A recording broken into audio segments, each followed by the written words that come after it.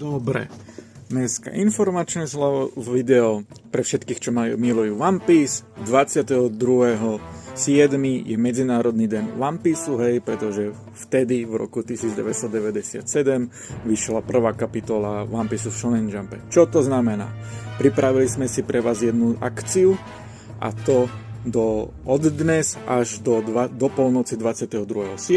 Keď si kúpite hociaké dve lodky z One Pieceu, tak vám tretiu pošleme zadarmo, hej. Keď nám do popisu napíšete, že ktorú by ste ako tretiu chceli, tak vám pošleme tu, pokiaľ nenapíšete, tak nejakú my vybereme.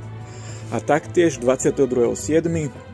o 8 hodine budeme mať online Kahoot quiz, zasa to bude zadarmo, tak jak sme to mali narodeniny, a víťaz získa figurku.